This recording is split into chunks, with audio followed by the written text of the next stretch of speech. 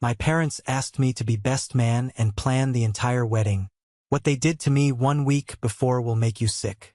I'm James, I'm 32 years old, and my family uninvited me from my own brother's wedding 1 week before the ceremony, after I had spent $15,000 of my own money, my entire life savings, to pay for it. Before I tell you how I got my epic, soul-satisfying revenge, let me know where you're watching from in the comments below. It's always incredible to see how far these stories travel. It all started, as so many of life's disasters do, with a single, deceptively simple email. The subject line was just 4 words, typed out in lowercase, almost offensively casual: changes to the wedding. It was from my stepbrother, Ryan. My laptop screen cast a pale, ghostly blue light across my small Chicago studio apartment. Outside, the city hummed its constant, indifferent lullaby, but inside my 4 walls, a sudden, deafening silence fell. The kind of silence that precedes an explosion. For the last 8 months, my entire existence had been orbiting this wedding. It was supposed to be more than just a ceremony. It was my application for readmission into a family that had only ever treated me like a long-term guest. It was my chance, I thought, to finally prove my worth. And I had poured everything I had into it. Every spare minute, every ounce of creative energy, and a chunk of my savings so terrifyingly large it made my stomach clench every time I thought about it. My heart began a low, heavy drumbeat against my ribs. Changes? What changes? Every detail was locked down. The photographer was confirmed. The floral arrangements were finalized. The venue deposit was paid. I knew because I had done it all myself. I had the spreadsheets, the contracts, the sleepless nights to prove it. My hand trembled slightly as I moved the cursor and clicked open the email. The body of the message was even shorter than the subject line. It was a single, cryptic sentence. Hey James, some things have come up. Give me a call when you can. No context. No explanation. Just a vague, unsettling command disguised as a request. I snatched my phone from the desk, my thumb already hovering over Ryan's contact photo. A smiling, sun-kissed picture of him on a boat, a life away from my own. I pressed the call button, straight to voicemail. Hey, it's Ryan. You know what to do. Beep. Ryan, it's me, I said, my voice tight, unnatural. I got your email. What's going on? Is everything okay? Call me back. I hung up and immediately tried again. The same cheerful, recorded voice. Voicemail. I tried a 3rd time, a knot of pure dread tightening in my gut. Voicemail. Panic, cold and sharp, began to prickle at the back of my neck. This wasn't like Ryan. For all his flaws, the man was surgically attached to his phone. A non-response was a response. I jabbed out a text message, my fingers clumsy. Tried calling. What's happening? Is everyone okay? The 3 little dots appeared, a sign of life on the other end. Then they vanished. They reappeared. Vanished again. He was typing, then deleting. My throat went bone dry. Something was fundamentally, terribly wrong. I stared at the screen, my knuckles white as I gripped the phone, waiting for a reply that felt like it was taking years to arrive. The city noise outside faded completely, leaving only the frantic, panicked thumping of my own heart in the suffocating quiet of my apartment. Then, my phone buzzed, the vibration unnaturally loud against the wooden desk. A new message from Ryan had arrived. I didn't open it right away. I just stared at the notification on my lock screen, a single line of text that seemed to burn a hole right through the glass. For a moment, I think I stopped breathing. It was in that split second, that heartbeat of silence before the words fully registered, that I felt a fundamental shift in my world. The sound of a crack appearing in a foundation I had spent my entire life trying to build. To understand why a single text message could shatter my world, you have to understand my family. Or rather, my 2 families. My first one, the one I was born into, ended abruptly when I was 12. My dad, a quiet man I barely knew, packed a single suitcase, told me to be a good boy, and walked out the door. We never saw him again. A few years later, my mom remarried a man named David Sterling, and just like that, I was airlifted out of my life and dropped into a foreign country. We moved from our modest, two-bedroom house in a working-class neighborhood to David's sprawling, five-bedroom mansion in the wealthy suburbs. He was a real estate developer, a man who built and sold perfect homes for perfect families, and his own home was his greatest advertisement. Everything about him was polished to a high sheen. His tailored suits, his gleaming white teeth, his condescending, "I own this room" smile. And with David came his son, Ryan. Ryan was my new stepbrother, a year younger than me, and he was everything I wasn't. He was a natural athlete, effortlessly popular, the undisputed golden boy. The living room mantelpiece was a shrine to his achievements. Gleaming trophies for football, baseball, and swimming, each one catching the light from the expensive recessed lighting. My accomplishments were quieter, less tangible. I was the artistic kid, the one who spent hours locked in his room with sketchbooks and pencils, creating worlds no one else saw. On the rare occasion I won a school art competition, my mom would frame the certificate. But David would gently suggest it belonged elsewhere. "It's wonderful, honey," he'd say, placing a hand on her shoulder. "But it doesn't quite fit the aesthetic down here. Let's find a nice spot for it in the upstairs hallway." I learned the lesson quickly. In David Sterling's house, my world, my aesthetic, was always secondary, something to be hidden away. I wasn't family. I was a resident, a temporary feature he had graciously allowed in his otherwise perfect design. So you can imagine my shock when, 8 months ago, my mom and Ryan showed up at my tiny studio apartment. They looked utterly out of place, like royalty visiting the servants' quarters. They perched awkwardly on my second-hand couch while Ryan's fiancée, Megan, a pretty girl with a perpetually nervous smile, stood by the door. "So," Ryan began, always one to get straight to the point. He fidgeted with the cuff of his expensive shirt. "Megan and I were talking, and we'd be honored if you would be my best man." I just stared, my brain refusing to process the words. Best man. Me. The hallway-dwelling, artistically inclined outsider. It was like being asked to pilot a spaceship. It made no sense. My mom saw my confusion and jumped in, her voice a little too bright. "And we were hoping, since you're so incredibly talented with organizing things, with design and all that maybe you could help us plan it? You know your brother." She laughed a tinkling, false laugh. "He's got wonderful taste, but details? They just fly right over his head." It was a masterstroke of manipulation, aimed directly at my deepest insecurity. They weren't just asking me to be in the wedding. They were saying they needed me, my skills, my aesthetic. For the first time, it wasn't something to be hidden upstairs. It was essential. It felt like a tidal wave of acceptance, a validation I had craved for 20 years. I said yes instantly, drowning out the tiny, cynical voice in the back of my head that sounded suspiciously like my best friend, Chloe. The next 8 months were a relentless, all-consuming blur. I became a one-man wedding planning agency. I built spreadsheets so detailed they could have been used to plan a military invasion. I spent my nights and weekends on the phone, charming, cajoling, and negotiating with florists, photographers, caterers, and band leaders.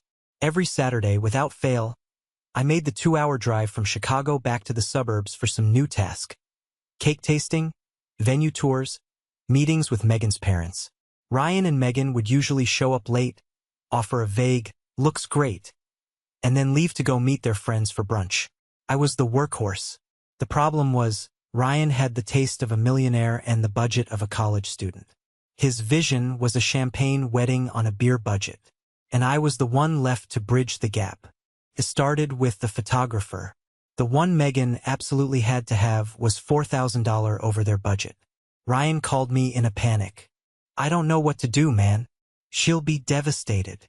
And I heard the words coming out of my own mouth before I could stop them. "Don't worry about it. I'll cover it. Consider it my wedding gift to you both." The relief in his voice was my reward. A few weeks later, it was the flowers. Megan had her heart set on cascading orchids and rare peonies, not the standard roses and carnations in their package. The upgrade was a staggering $8,000.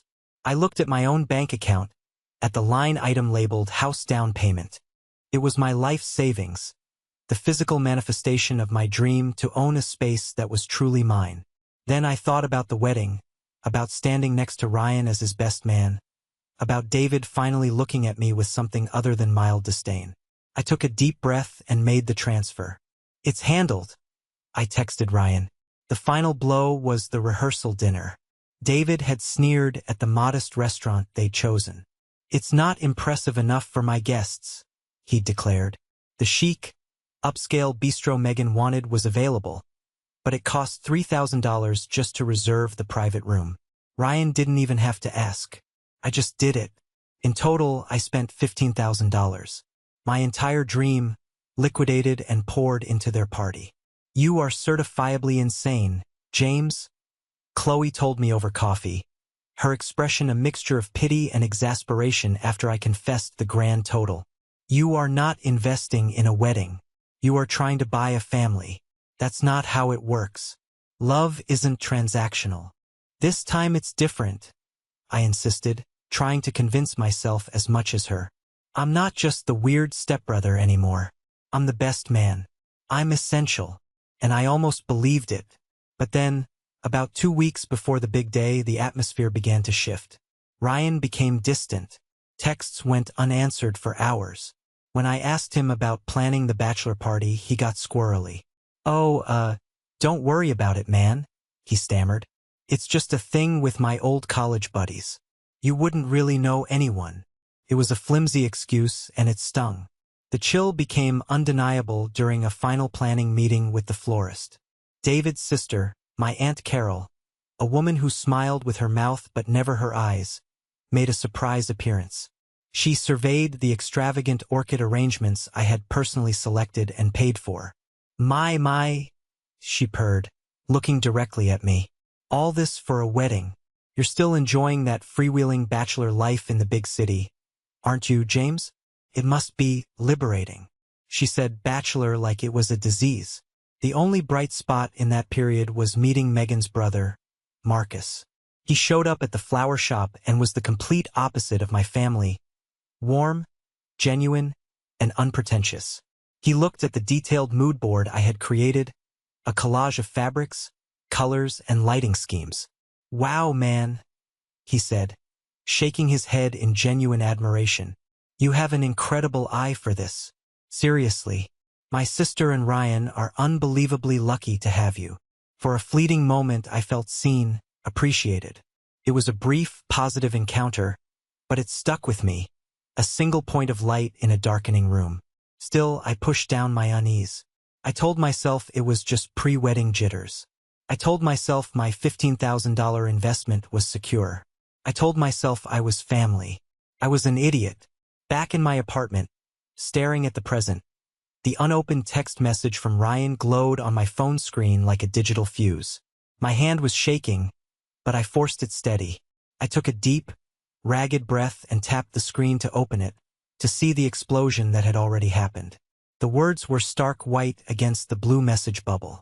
No greeting, no apology, just a guillotine blade dropping on 8 months of misplaced hope and crippling financial sacrifice.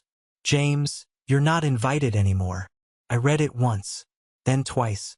My brain refused to assemble the letters into a coherent thought. It felt like a language I didn't speak. Not invited. Me, the best man, the planner, the bank. It was an impossibility, a tear in the fabric of reality. A wave of icy cold washed over me, so intense it felt like I'd been plunged into a frozen lake. This had to be a mistake. A sick, twisted joke that Ryan was playing. I immediately stabbed at the call button, my thumb hitting the screen with clumsy force. Straight to voicemail. I called my mom. She picked up on the 4th ring, and her voice was a thin, tight wire. "Hi, honey." "Mom, what is happening?" I asked, my voice cracking, pathetic in my own ears. "Ryan just sent me a text. He said I'm not invited to the wedding. This is a joke, right? A really, really messed up joke." The pause on the other end of the line was my answer. It was a silence so dense it felt like a physical object, pressing in on me from all sides. "James," she finally began, her voice faltering. It's It's very complicated right now. There's been some family drama. Family drama? I repeated the words, my voice rising in disbelief. I started pacing the 3 steps from my kitchenette to my window and back again. What family drama? I have spent nearly a year of my life planning this circus. I've been to every meeting, every tasting. I've handled every crisis. What could possibly have happened in the last 24 hours? You really should talk to Ryan about it, she said, her voice a weak, evasive whisper. It was her signature move, the one she'd perfected over years of living with David. Deflect, avoid, make it someone else's problem to solve. I'm trying to talk to Ryan, Mom, but he won't pick up his damn phone. I was shouting now, the sound echoing in my small, lonely apartment. You are my mother. You need to tell me what's going on. Right now. I can't, she said, and I could hear the wetness of tears in her voice. But they weren't tears for me. They were the selfish tears of her own weakness. Please just talk to your brother. Please don't make this harder. And then she hung up. I stood there, phone pressed to my ear, listening to the dead air of the dial tone. She hung up on me, my own mother. In the most critical, confusing moment of my life, she chose to hang up. The cold shock that had paralyzed me began to thaw, replaced by a frantic, desperate energy. I called Ryan again, and again. For 10 solid minutes, I hit redial the second the call went to voicemail, my thumb moving with a mechanical, obsessive rhythm. Finally, on what must have been the 20th try, he picked up. What? He answered, his voice as cold and flat as a stone. What? What do you mean, what? I shot back, my words tumbling out in a rush. Your text, Ryan. You're not invited anymore. What the hell is that supposed to mean? It means what it says, James, he replied, his tone utterly devoid of emotion, as if he were reading a weather report. It was Mom and David's decision. We think it's for the best. For the best? For the best for who? What about the money, Ryan? My voice escalated, bordering on hysteria. The $15,000 I spent out of my own pocket? The photographer you had to have, the flowers Megan cried over, the rehearsal dinner your father sneered at. That was all me. My money. There was a short, sharp laugh on the other end of the line. It was the cruelest, most dismissive sound I had ever heard. That was your choice, man, he said, and the words hit me with the force of a physical blow. You offered. Nobody put a gun to your head. It was so cold, so transactional. But it wasn't his voice. I could hear David's smug, corporate logic behind the words, the casual cruelty of a man who saw everything, even family, as a negotiation to be won. Ryan was just the puppet, and David was the one pulling the strings, making his mouth move. The message was clear, we used you.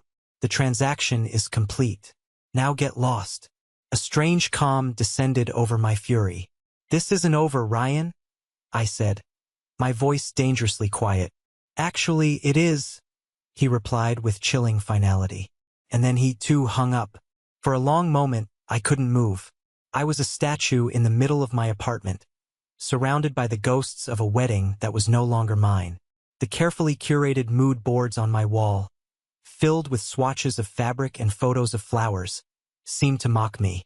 The thick stack of vendor contracts on my desk felt like a monument to my own staggering stupidity. He was right. It was my choice. I had chosen to believe their performance. I had chosen to trade my future for a fantasy of their acceptance. And they had just cashed my check and thrown me out of the club. The icy shock that had encased me finally shattered, replaced by a heat that started in my chest and spread like wildfire through my entire body. It was pure, white-hot rage. A rage so clean and clarifying it felt like a religious experience. They were not going to get away with this. My mom could hide behind her tears and Ryan could hide behind his phone. But I knew who was really responsible. I knew who had written the script. David. I snatched my keys from the hook by the door, my movements sharp and jerky with newfound purpose. I didn't have a fully formed plan. I just had an overwhelming, undeniable need to look them in the eye, to stand in their perfect house, in front of their perfect family, and make them see the imperfect, messy, furious reality of what they had just done. I slammed the door to my apartment so hard a picture frame rattled on the wall, and I headed for my car, the 2-hour drive to the suburbs stretching out before me like a warpath. The 2-hour drive was a fever dream fueled by caffeine and fury. The endless ribbon of highway lights blurred into streaks, each one a flashpoint for a memory. I saw myself as a teenager, sitting at their massive dining table, listening to David grill me about my future while he praised Ryan for scoring a touchdown. I saw myself at my college graduation, scanning the crowd for my mom and David, only to see them leaving early because Ryan had a baseball game they couldn't miss. Every slight, every casual dismissal, every moment I had been made to feel like a second-class citizen in their home. It all came rushing back, not as sad memories, but as evidence. Exhibits A through Z in the case I was building in my head. I wasn't just driving to their house. I was driving back through 20 years of being treated like an afterthought. When I finally pulled into the long, curved driveway of the mansion, my headlights swept across the perfectly manicured lawn and the 3-car garage. My mom's SUV was there, alongside David's gleaming black Mercedes. I didn't bother ringing the bell. I used the key she'd given me years ago, a key I'd always felt like an intruder for using, and let myself in. The house was silent except for the low hum of the Sub-Zero refrigerator. I found her in the cavernous kitchen, staring out the large bay window at the pristinely landscaped backyard, a half-empty glass of Chardonnay in her hand. The setting sun cast long shadows across the granite countertops. She jumped when she heard the heavy front door click shut, and spun around, her face pale with guilt. "James," she breathed, her hand flying to her throat. "What are you doing here? I told you not to come." "I'm here for an explanation," I said, my voice low and steady, each word a carefully placed stone. I walked toward her, and she flinched, taking a small, involuntary step back, as if my anger were a physical force. A real one, not the family drama garbage you tried to sell me on the phone. Tears immediately welled in her eyes, the default response she used to deflect any real conflict. "Please, honey, don't do this. Not tonight." "Do what, Mom?" My voice was rising now, echoing slightly in the cathedral-like space. "Do what? Ask why my own mother is letting her husband and my stepbrother throw me away like a piece of trash? After I poured my heart and my soul and my entire life savings into this wedding for them." The tears spilled over then, a silent, pathetic cascade down her cheeks. She collapsed into one of the expensive-looking kitchen chairs, her shoulders shaking. "It wasn't supposed to be like this," she sobbed into her hands. "Then what was it supposed to be like?" I pressed, standing over her, refusing to let her hide. "Tell me." She finally looked up, her face a mess of running mascara and despair. "It was David," she admitted, her voice a ragged whisper. "It was David and his sister, Carol. They started talking a few weeks ago. It was after that day at the florist. Carol kept making comments, you know how she is, little digs, about you being unmarried, about your bohemian lifestyle in the city. She called you unsettled." She took a shaky sip of wine, her hand trembling. "David, he latches onto things like that. He got this idea in his head. He said it didn't look right. He said his side of the family, his business partners who were coming, they were all very traditional. He said having an unmarried best man who wasn't his real son, it would make people ask questions. It would spoil the perfect picture." I just stared at her, the final, sickening pieces clicking into place. It wasn't about drama. It was about branding. It was about aesthetics.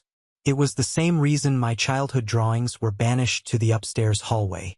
I didn't fit the picture of the perfect, wealthy, sterling family he was trying to sell to the world.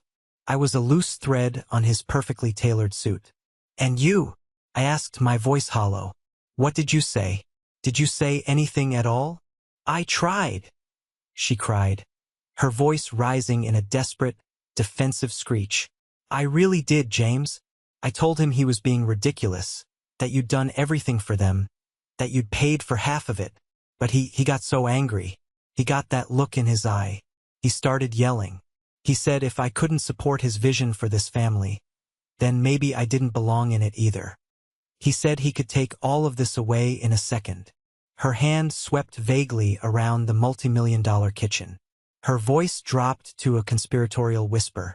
I was scared, James. I was so scared of losing it all. And in that moment, with that one pathetic admission, every last ounce of anger drained out of me, replaced by a profound, empty sadness. She hadn't been scared for me. She had been scared for herself. Scared of losing the mansion, the Mercedes, the country club membership. She had made a choice just like I had. She had chosen a life of comfortable cowardice over her own son. There was nothing left to say. There was no one home to say it to. She was a ghost in her own beautiful, empty house, haunted by the choices she'd made. I turned and walked out without another word. I didn't slam the door this time. I closed it softly behind me, on a part of my life that was now officially over. The drive back to Chicago was different. The fury was gone. The sadness was gone. All that remained was a strange, chilling calm, a clarity so sharp it felt like a weapon. The part of me that had spent 20 years desperately craving their approval had finally, blessedly, died on the cold Italian tile floor of that kitchen. I got back to my apartment and walked straight to my desk. I sat there for a long time, just looking at the pile of contracts and invoices, the receipt for the $8,000 floral upgrade, the signed agreement with the celebrity photographer, the email confirmation for the rehearsal dinner venue. All of it paid for with my credit card. All of it with my name, James Sullivan, printed at the bottom. My pain began to crystallize into something else. Something hard and clear and powerful. Plan. They had made it perfectly clear. I wasn't a member of the family. I was a contractor, a vendor, a service provider, and my services were no longer required. With a strange sense of detachment, a surgical precision, I started printing everything. Every receipt, every bank statement showing the transfers from my savings, every email chain where I had cheerfully written, "No problem, I'll cover it." I put them into a neat, professional-looking pile. This wasn't about emotion anymore. This was about breach of contract. The next morning, I woke up feeling like a different person. The desperate, eager to please James had been burned away in the fire of yesterday's revelations. In his place was someone who understood the cold, hard language of leverage. I showered, shaved, and put on a crisp, dark blue button-down shirt and a tailored blazer, the kind of armor I wore to pitch a major client, not to a family dinner. I drove not to the mansion, but to the gleaming glass and steel tower in downtown Chicago that housed David Sterling Developments. I knew from my mom's tearful confession that they were having a final planning meeting that morning with Megan and her family. A meeting to finalize the details of a wedding I was no longer a part of. The lobby was a symphony of marble and hushed importance. The receptionist, a cool blonde with a headset, looked up as I approached. "Can I help you, sir?" "I'm here to see David Sterling," I said, my voice calm and even. "My name is James Sullivan. He's expecting me." It was a lie, but I delivered it with the unshakable conviction of a man who belonged there. She hesitated, her fingers hovering over her keyboard. Just then, as if on cue from a movie script, the elevator doors chimed and opened. Out walked Megan's brother, Marcus, looking harried and holding 2 large coffees. He saw me and his face lit up in a genuine, unforced smile. It was a startling contrast to the coldness I had been marinating in for the past 24 hours. "James, hey man, good to see you. You heading up to the meeting?" he asked, shifting the coffees to one hand. It was the perfect Trojan horse. "I am," I said, my expression neutral. "Great. Come on," he said, gesturing with his head and holding the elevator door open for me. The receptionist saw the interaction and simply nodded, her doubts erased. I had been vouched for. We rode the elevator up in a comfortable silence. When the doors opened on the 34th floor, I could see them through the glass walls of the main conference room. David was at the head of a long, polished mahogany table, holding court. Ryan and Megan were on one side, looking smug and self-satisfied. They were all laughing at something David had said. I walked in behind Marcus. The laughter died the second they saw my face. It was like someone had hit the mute button on the entire room. The smiles froze, curdling on their faces. "James," David said, his voice instantly tight with disapproval, the genial patriarch vanishing in a puff of smoke. "What are you doing here? This is a private family meeting." "I know what it is," I said calmly, walking with deliberate steps toward the massive table. My footsteps were the only sound in the room. "And you're right, it is private. Which is why I'm here to discuss a few business matters before I leave you to it." Ryan, ever the hothead, started to stand up, his face already turning a blotchy red. "You need to leave right now. You are not welcome here." I didn't even glance at him. My focus was entirely on the man at the head of the table. To his credit, Marcus looked deeply, profoundly uncomfortable. He set the coffees down and took a step back, distancing himself from the unfolding drama as if to say, "I'm not a part of this." David, ever the master of control, leaned back in his throne-like leather chair. He steepled his fingers and put on a mask of magnanimous condescension. "Son," he began, and the word dripped with a false sincerity that made my skin crawl. "I understand that you're upset, but you have to try to see the bigger picture. A wedding, it's about family. It's about tradition. And your situation, it just doesn't fit with the image we want to present to our guests. It was a difficult decision, I assure you, but it was made for the good of the family." This was it. The grand speech, the justification of his cruelty, wrapped in the noble language of family values. It was my cue. I didn't yell. I didn't argue. I simply took the neat, inch-thick stack of papers out of my leather portfolio and placed it gently, almost reverently, on the polished table. The top page was the $8,000 invoice for the floral arrangements, with my name and credit card number clearly visible at the bottom. I gave it a small push, and it slid across the gleaming wood to stop directly in front of David. "You're right, David," I said. My voice as cold and hard as the glass tower surrounding us. "A wedding is about family, and you and my mother and my brother have all made it crystal clear over the last 24 hours that I am not a part of yours." I let the words hang in the silent, air-conditioned room. "So I'm here to formally dissolve our business relationship," I continued, my gaze sweeping from David to Ryan to Megan. "As you know, all of these initial deposits, the photographer, the band, the upgraded floral package, the rehearsal dinner venue, were paid for with my personal credit card. They are all under contracts signed by me." I tapped the stack of papers for emphasis. "The final payments, which, as I'm sure you're aware, constitute the bulk of the cost, are all due tomorrow." I paused, letting the full weight of the situation settle into their brains. I saw the flash of panic in Megan's eyes as she glanced at Ryan. I saw Ryan's jaw go slack as the smugness drained from his face. "I've just spent a very productive morning on the phone," I said, delivering the final surgical blow. "I have informed every single one of these vendors that, due to unforeseen and unfortunate personal circumstances, the contracts which are in my name have been canceled. I will not be making any further payments. As per the clauses in my agreements, the deposits are forfeited, but all future services are terminated, effective immediately." The silence that followed was absolute, profound. It was the sound of a perfect, expensive dream imploding. David's face went from smug to confused to a deep, dangerous shade of purple. The mask of the calm, powerful developer had not just slipped. It had shattered into 1,000 pieces. "You can't do that," he finally sputtered, his voice a strangled, incredulous whisper. "I already have," I replied. I finally turned my attention to Ryan and Megan. They looked like children who had just been told that Christmas was canceled forever.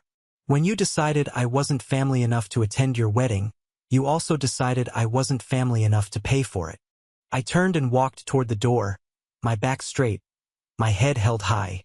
As I left, I caught Marcus's eye one last time. He wasn't looking at his sister or her future husband. He was looking at David, and the expression on his face was one of pure, unadulterated disgust. I didn't look back. I walked out of that conference room, out of that building, and into the bright Chicago sunlight, feeling lighter than I had in my entire adult life. The deal was done. The moment I stepped out onto the bustling street, my phone, which had been peacefully silent, began to have a complete and total meltdown. It was as if a dam of frantic communication had burst. First, a call from Ryan. I smiled and let it go to voicemail. A second later, a text from him popped up. "Call me now. This isn't funny. You're ruining everything." Then, a call from a number I didn't recognize, but the caller ID showed Sterling Developments. That would be David, having commandeered his secretary's phone. I silenced it and slipped the phone into my pocket. Next came a string of texts from Megan, each more hysterical than the last. "James, please, we can talk about this." Followed by, "My mother is crying." And my personal favorite, "You're ruining my wedding," with 3 exclamation points.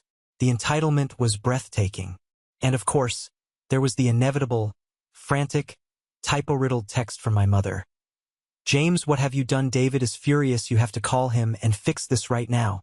I stood on a busy Chicago street corner, surrounded by the normal, everyday chaos of the city, and watched the digital frenzy pile up on my screen. I felt a profound sense of peace, a detached amusement. The power dynamic had been completely inverted. For 20 years, I had been the one waiting anxiously by the phone, desperate for their calls, their texts, their meager scraps of attention. Now they were the ones who were desperate. They were the ones on the outside looking in. With a slow, deliberate calm, I scrolled through the messages, a small smile playing on my lips. I opened up the group chat that I had created months ago for wedding planning, the one ironically titled Ryan and Megan's Big Day, which included me, Ryan, Megan, and my mom. I typed out one final message, my magnum opus of petty, well-deserved revenge. "Congratulations on the wedding. Hope you two like silk flowers from the craft store and a supermarket sheet cake. Enjoy the party you can actually afford." I hit send. Then, with a deep sense of satisfaction, I tapped the options, selected Leave Conversation, and proceeded to block every single one of their numbers. Ryan, Megan, my mother, David's office line. Block, block, block, block. The ensuing silence was the most beautiful sound I had ever heard. The wedding happened a week later as scheduled. I obviously was not in attendance. I spent the day hiking with Chloe in a state park miles away from the city, breathing in the clean, crisp autumn air, feeling the sun on my face, and not thinking about them at all. It was the first Saturday in 8 months that felt truly my own. But, of course, I heard about the aftermath. Chloe, being the world's greatest and most loyal friend, had a friend who worked for a catering company that sometimes freelanced at the very venue they had booked. The gossip, she told me later over celebratory beers, was juicier and more satisfying than I could have ever imagined. "It was a complete and utter disaster, James," she said, her eyes gleaming with righteous, vicarious satisfaction. "An absolute train wreck of snobbery and poor planning." I leaned forward, hanging on her every word. "Tell me everything." "Okay," she began, taking a dramatic sip of her beer. "So, David apparently tried to throw money at the problem at the last minute, but it was too late. You can't book a top-tier photographer or a good wedding band with less than a week's notice. It's impossible." "So what did they do?" I asked, grinning. "The pictures," she said, trying to suppress a giggle, "were taken by one of Megan's teenage cousins on his iPhone. My source said he spent most of his time trying to get the right angle for his selfies. The upgraded floral arrangements you canceled were replaced by the venue's default package. We're talking sad, droopy carnations and a lot of baby's breath. It looked like a 1980s prom." I burst out laughing, a deep, genuine, cathartic laugh that came from the very bottom of my soul. "Oh, it gets better," Chloe continued, her grin widening. "The fantastic 8-piece band you had booked? They were replaced by a single Bluetooth speaker propped up on a side table, playing a Spotify playlist that kept getting interrupted by ads for car insurance." I was wiping tears of laughter from my eyes. "No." "Yes. And the rehearsal dinner. It had to be moved from that chic French bistro you booked to the back room of a chain steakhouse by the highway. And the main dinner itself was simplified. The caterer's friend said it had all the ambience of a sad corporate luncheon. David was apparently walking around all night with a face like a thundercloud, looking like he wanted to murder someone. The image was so perfect, so beautifully, poetically ironic. David Sterling, the man obsessed with image, the man who had exiled me because I didn't fit his aesthetic, had just hosted the tackiest, cheapest-looking, most embarrassing wedding of the year. He hadn't just lost the money I'd spent. He'd lost face. And for a man like David, that was a fate far worse than death. My $15,000 hadn't just bought them flowers and a photographer. It had bought me a front-row seat to the most satisfying karmic implosion I could have ever imagined. And the best part was, I didn't even have to be there to see it. The 6 months that followed the wedding weren't just a recovery. They were a renaissance. It was as if a heavy, suffocating blanket I didn't even know I was carrying had been lifted. Without the constant, low-grade, soul-crushing stress of trying to earn my family's approval, I felt like I could finally breathe. All the creative energy, all the time, all the focus I had been pouring into their lives, I now poured back into my own. And my life began to flourish. I threw myself into my work with a newfound passion. A few weeks after the wedding fiasco, I landed a huge freelance contract with a major national ad agency. It was a campaign for a new luxury electric car, the kind of high-profile, creatively challenging project I'd only dreamed of before. They didn't care if I was married or single, if I lived in a mansion or a shoebox. They cared about my portfolio, my ideas, my talent. I worked tirelessly, not to please anyone, but for the sheer joy of creating something I was proud of. The campaign was a massive success. With the money from that project, I started to transform my small apartment from a temporary waiting room into a home. I sold the second-hand couch and bought a real one. I built custom shelves for my art books. I framed my own designs, not certificates but the actual work, and hung them on the walls. For the first time, I was creating a space that reflected my aesthetic, and there was no David Sterling to tell me it belonged in the hallway. My life was finally, truly my own. About a month after the wedding, my mother began to call. I let the first few attempts go to voicemail, the sound of the ringtone a ghost of my old anxiety. But I wasn't anxious anymore. I was just tired of it. Finally, one afternoon I picked up. Her apology was exactly what I expected. Weak, watery, and full of excuses. "I'm so sorry for how things turned out, honey," she said, her voice trembling. The old James would have accepted it just to keep the peace. The new James couldn't. "That's not good enough, Mom," I told her, my voice calm but firm, a tone she had never heard from me before. "I don't need an apology for how things turned out, as if it were a weather event. I need an apology for what you did, for choosing a house over your son, for your silence. Your silence was a choice." There was a long pause on the other end. I don't know what to say," she stammered. "Then maybe you should think about it before you call me again," I said, and I hung up. It was harsh, but it was necessary. A month later, she called back. This time, the apology was different. It was painful, halting, and stripped of all excuses. It was the raw, ugly, honest truth. She admitted her fear, her weakness, her profound failure as a parent. It was the first truly honest conversation we had ever had. We started meeting for coffee once a month, in a neutral location downtown. It was awkward at first, like getting to know a stranger you were vaguely related to. We talked about my work, about the small things in her life.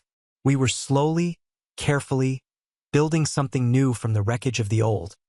A relationship based not on obligation, but on a fragile, newfound honesty. Then, 6 months to the day after the disastrous wedding, I got a text from a number I didn't have saved. My heart gave a little lurch, a muscle memory of old fears, but I quickly realized who it had to be. It was Marcus, Megan's brother. The message was short and to the point. "Hey James, Marcus here. Just thought you might want to know. Megan and Ryan separated last week. She's moving back home. The whole sham is officially over." I stared at the text, and a slow, sad smile spread across my face. It wasn't a feeling of triumph or happiness. It was just a validation. It was the quiet, inevitable confirmation of a fundamental truth, a foundation built on cruelty, selfishness, and lies couldn't possibly stand. It was always destined to crumble under its own weight. I typed back a simple reply, "I'm sorry to hear that. I hope Megan is doing okay." He responded almost immediately, "She'll be better off in the long run. We both know it was never going to last. You were right to walk away when you did." Walking away had been the hardest and best thing I had ever done. It hadn't just saved my money, it had saved my soul. My life was no longer defined by their endless drama, their impossible expectations, or their conditional, transactional love. It was defined by my work, by my friends like Chloe, and by my own hard-won peace of mind. 2 years passed. 2 years of quiet, steady growth, of hard work paying off, and of a kind of deep, uncomplicated happiness I had never known before. The electric car campaign I'd led ended up winning a major national design award, one of the most prestigious in the industry. It was the biggest moment of my professional life, a concrete validation of my talent on a scale I couldn't have imagined. The awards ceremony was a glittering affair held in the grand ballroom of a historic downtown hotel. The room was filled with the best and brightest in the creative world, all dressed in their finest. When they called my name, I felt a surge of pride so pure and powerful it almost knocked me over. I walked up to the stage, the applause a warm, rolling wave. I shook hands, accepted the heavy, polished gold trophy, and stepped up to the microphone. As I began my acceptance speech, thanking my team, my clients, and my incredible friend Chloe, who was beaming from a front-row table, I instinctively scanned the vast, crowded room. And that's when I saw him, standing in the very back of the ballroom, half hidden in the shadows near an exit, was Ryan. He looked diminished, smaller. He was wearing an ill-fitting suit that looked like it had been pulled from the back of a closet. The easy confidence, the golden boy swagger he had always worn like a second skin, was gone. Stripped of his father's money and influence, he wasn't the center of attention anymore. He was just a man in the back of a room where his estranged stepbrother was being celebrated, a ghost from a life I had long since left behind. Our eyes met for a fraction of a second across the cavernous room. I saw a flicker of something in his expression, regret, maybe, or envy. I didn't have time to decipher it. He looked away instantly, turned, and slipped out the side door before the applause for my speech had even begun to fade. Later that night, as I was sitting at a table with Chloe and my friends, my phone buzzed on the table. It was a text from a number I had long since blocked, but his name still popped up, a digital ghost. "Ryan, congrats," the message read. "Well deserved." I looked at the words on the screen. 2 years ago, a message like that from him, a simple acknowledgement of my success, would have been everything. It would have been the validation I had spent my entire life chasing, a sign that I had finally earned my place in his world. But now, it meant nothing. I didn't feel anger. I didn't feel a surge of pity. I didn't feel anything at all. He was just a name on a screen, an echo from a story that was already over. My story was here in this room now. My family was Chloe, clinking her champagne glass against mine with a proud, teary-eyed grin. My validation was the heavy, beautiful trophy sitting in the middle of the table. With a sense of finality and a profound, unshakable peace, I held my thumb down on the message bubble, selected delete, and cleared the notification without a second thought. I didn't need his congratulations. I didn't need his approval. I didn't need anything from him at all. I put my phone away, face down on the table, and turned back to my friends, back to my life, back to the sound of their laughter. I had learned the hard way that real family isn't something you're born into, but something you build. It's built on a foundation of mutual respect, unwavering loyalty, and unconditional love. And I had learned that sometimes the bravest, most powerful, and most liberating thing you can ever do is choose yourself. Thank you so much for listening to my story. I hope it resonated with you in some way. Have you ever been in a situation where you had to make a difficult choice to stand up for yourself and your own worth? Please share your story in the comments below, and if this connected with you, don't forget to like and subscribe for more content.